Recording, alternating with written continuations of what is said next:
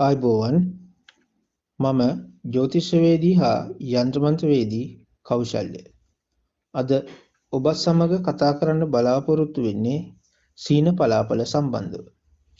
ඉතින් අපි ඒ ගැන එකින් එක විස්තර කතා කරමු.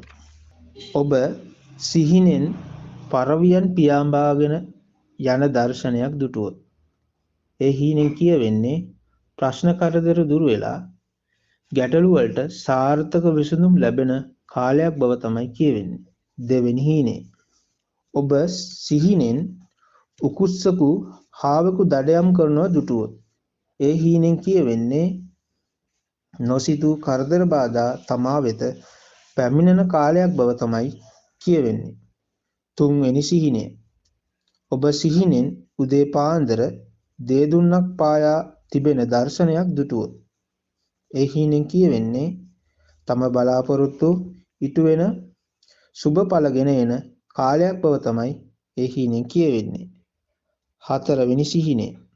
ඔබ සිහිනෙන් ලොකු මාළු පිහිනා යන දර්ශනයක් දුටුවොත් ඒ හීනෙන් කියවෙන්නේ හදිස්සි ධනලාභ ලැබෙන කරදර බාධා දුරු වෙන කාලයක් බව තමයි ඒ හීනෙන් කියවෙන්නේ.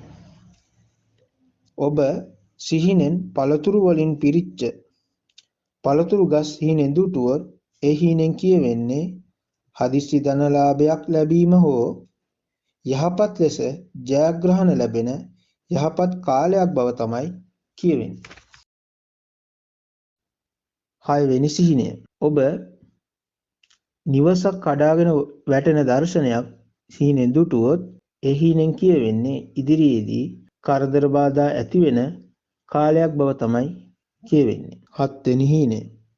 ඔබ නිවස පිරිසුදු කරනවා හීනෙන් දුටුවොත් ඒ හීනෙන් කියවෙන්නේ ඔබට හිතවත් සමීප කෙනෙක්ගේ හෝ රෝගී තත්ත්වයක් තිබේ නම් සුව වෙන බව තමයි ඒ හීනෙන් කියවෙන්නේ. ඒ වගේම ප්‍රශ්න කරදර හිතවුල් කම්කටොළු වලින් පිරිච්ච කෙනෙක් නම් ඒ ප්‍රශ්න වලට සාර්ථක පිළිතුරු ලැබෙන කාලයක් බව තමයි කියවෙන්නේ. අටවෙනි සිහිනය. ඔබ සිහිනෙන් කිලුටු ඇඳුමින් සැරසී සිටින බව දුටුවොත් ඒ හීනෙන් කියවෙන්නේ ඔබ ඉදිරි කාලයේදී රෝගී තත්වයකින් පෙළෙන බව තමයි කියවෙන්නේ. නවවෙනි සිහිනය. සිහිනෙන් ඔබ දත් වැටිච්ච ලේනකු දුටුවොත් ඒ හීනෙන් කියවෙන්නේ තමන්ගේ බලාපොරොත්තු කඩා වැටී යන දියුණුව අඩු වී යන බව තමයි හීනෙන් කියවෙන්නේ.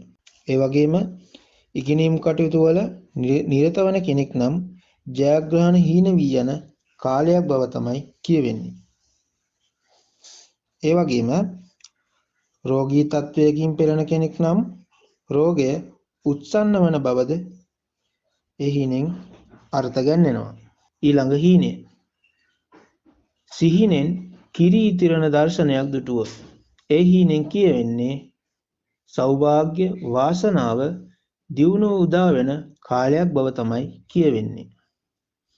ඊළඟ සිහිනය. ඔබ අශ්වයින්ගෙන් සැරසී දෝලාවක යන දර්ශනයක් සිහිනෙන් දුටුවොත් යහපත් බලාපොරොත්තු ඉටු වෙන බොහෝ දෙනාගේ උදව් උපකාර ලැබෙන කරන කියන දේ යහපත් ලෙසින් පත්වෙන කාල සීමාවක් බව තමයි ඒ හීනෙන් කියවෙන්නේ. ඊළඟ සිහිනය. ඔබ කන්දක් නගින දර්ශනයක් සිහිනෙන් දුටුවොත් ඒ හීනෙන් කියවෙන්නේ දුක්ඛම් කටළු දුරු වී යහපත සෙත සැලසෙන සාර්ථක කාල සීමාවක් බව තමයි ඒ හීනෙන් කියවෙන්නේ. ඔබ විදුලි පංකාවක් කැරකෙන දර්ශනයක් සිහිනෙන් දුටුවොත් ඒ සිහිනෙන් කියවෙන්නේ ඔබ මානසික පීඩා සහිත ප්‍රශ්න කරදර ඇති වෙන කාල සීමාවක් බව තමයි ඒ හීනෙන් කියවෙන්නේ. ඊළඟ හීනය.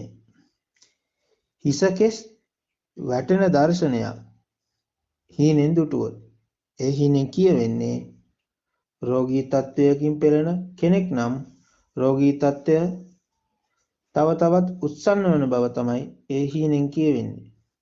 නැත්නම් විවිධ කරදර බාධා ඇති වෙන කාල සීමාව බවට පත්වෙන බව තමයි ඒ හීනෙන් කියවෙන්නේ. ඊළඟ සිහිනය.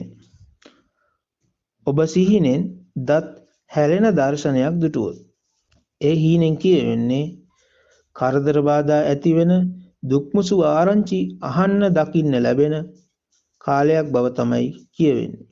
ඒ වගේම රෝගී තත්ත්වයක් ඉදිරි කාලයේදී ඇති වෙන්න පුළුවන්කමක් තිබෙන බව තමයි ඒ හීනෙන් කියවෙන්නේ. ඉතින් මේ විදියට අද දවසේ ඔබත් සමග සිහින 15ක් සම්බන්ධව මා කතා කරා. තවත් මෙවැනි වීඩියෝවක් සම්බන්ධ කරගෙන ඔබ වෙත පැමිණෙන බලාපොරොත්තුවෙන් මා සමුගන්නවා. සියලු දෙනාට තෙරුවන් සරණයි.